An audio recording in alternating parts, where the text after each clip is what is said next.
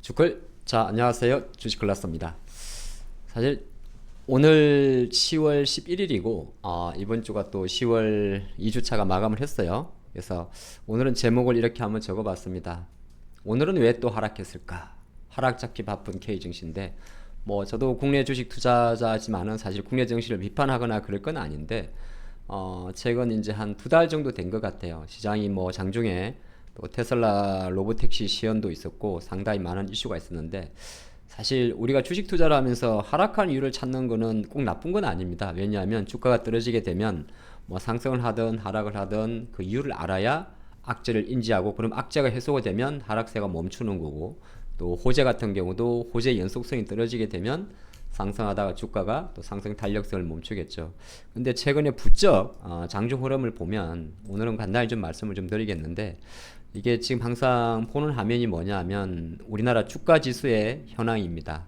여기서 보면 이제 노란선은 코스피 지수로, 파란선은 코스닥 지수로 표기를 했는데, 아이러니하게도 또 12시부터 하루 주식은 이제 9시부터 3시 반까지 6시간 반이 운영되지 않습니까?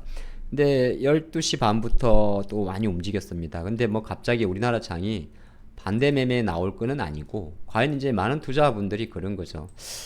근데 왜 오늘은 또 많이 삼성전자인가? 이렇게 볼 수도 있는데, 사실 답을 알 수는 없지만 이제 간단히 보게 되면 지수로 움직이는 거는 우리가 볼 때 시가총액 상위 종목이잖아요. 그러면 오늘 아침에 보시면 오늘 같은 날은 이제 한 30분 봉 정도를 조금만 좁혀서 보면 12시부터 밀렸으니까 삼성전자는 한 시부터 조금 약세가 있었고, 하이닉스는 거의 변화가 없었어요.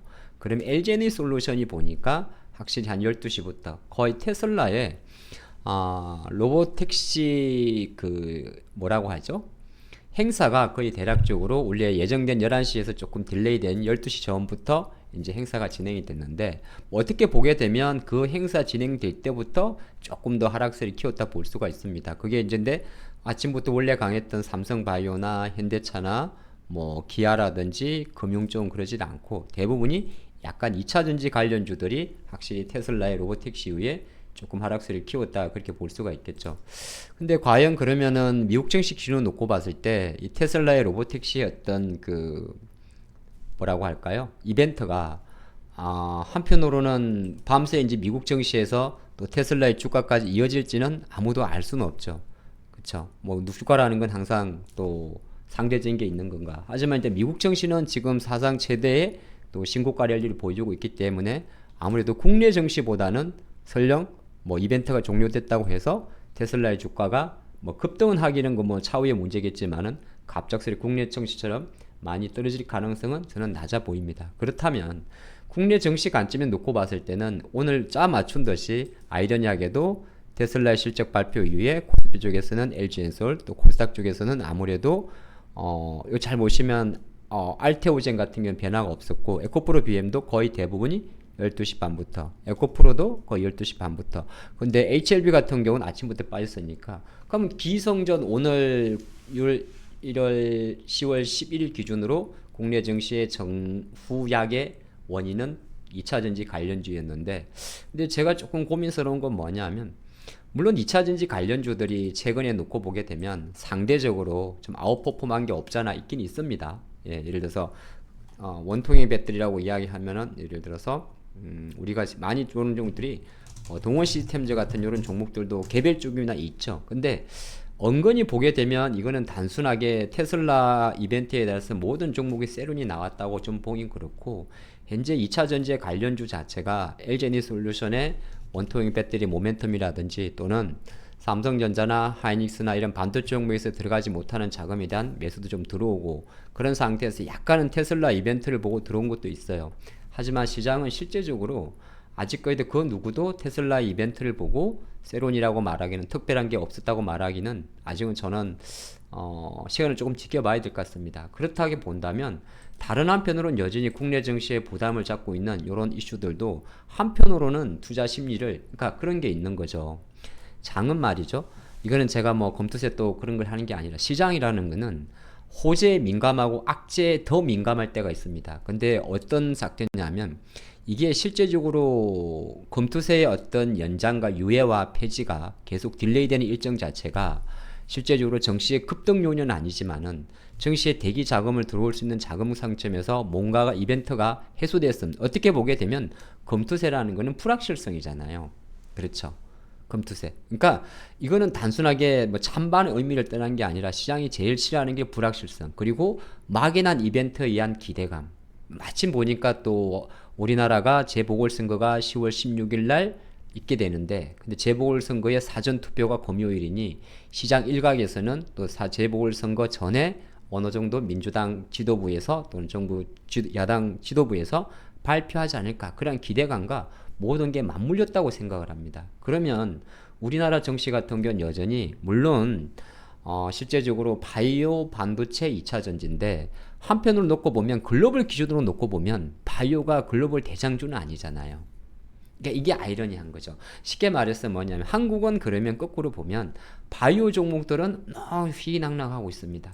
그렇죠. 뭐 여러분 잘 아시겠지만은 만약에 뭐 유한양행이나 이런 주주분들은 아주 행복할 거예요. 이게 why not 이렇게 볼 수 있는데 근데 이거는 이제 시장이 만들어낸 논리고 물론 시장이 항상 올라간다고 내 종목이 올라가는 건 아니고 항상 시장보다 강한 종목을 투자하는 거는 주식의 기본이기 때문에 실제적으로 지금 시장을 무시하고 삼성 하이닉스 약해 반도체도 안 돼 배터리도 안 돼 그러면 바이오는 돼 그러면 여기에 집중하시는 투자자분들은 이러한 길을 즐기기 때문에 너무 깊은 생각을 할 필요는 없어요. 다만 다수의 투자가분들은 아무래도 주가지수의 상승을 보면서 내가 유명한 섹터를 선정을 하게 되고 끌고 가고 있고 한단 말이죠. 그럼 그 두 가지 섹터는 한국은 시가총액 기준으로 놓고 봤을 때 반도체와 배터리인데 결정적으로 반도체와 2차 전지와 반도체와 2차 전지인데 반도체는 반도체대로 지금 아직까지 글로벌 동조에 좀 떨어져 있다는 거죠.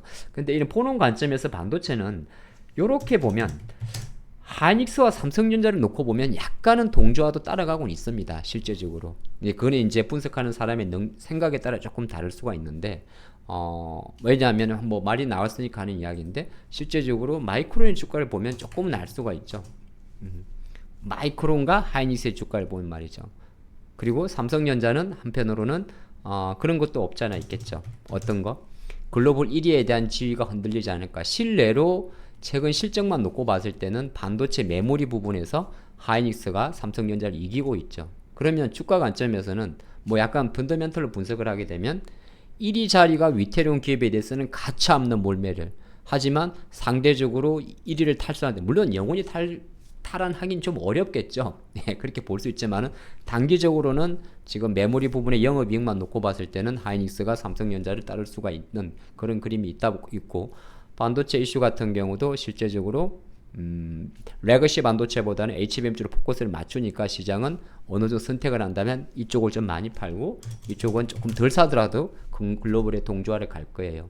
하지만 이 종목들 또한 어떻게 보게 되면 물론 엔비디아라는 기업이 신고가라고 해서 우리나라의 반도체 관련주가 모두 신고가로 가라는 법은 없어요. 시장의 관점에서 강한 시장 쪽으로 돈이 몰리는 거니까 그렇게 보시면 좋을 것 같고 오늘 이 영상을 이렇게 찍은 이유는 딴 게 아니라 먼저 또 다음 주 영상을 주말 보시고 다음 주 정시를 볼 건데 왜 하락했을까에 대한 이야기는 제가 그냥 이렇게 적어준 거고 하락 이유 찾기 바쁜 근데 하락 이유는 이미 나와 있는 것 같아요. 시장의 수급이 약하고 주도주가 없고 그런 관점이고 바이오가 주도주라 할 수 있습니다. 많은 건 그거는 글로벌과는 조금 괴리가 있습니다. 실제적으로 그냥 우리나라 장에서 반사에게 수익 몰린 거고 그럼 이제 다음 주 장을 볼 때는 결정적으로는 앞으로는 우리는 왜 오늘은 상승했을까? 이런 쪽으로 그림을 그려가야 되는데 그 키는 제가 생각할 때는 아무리 봐도 기성전 돌고 돌면 아마 그 키는 여기서 풀어갈 것 같습니다. 어떤 거?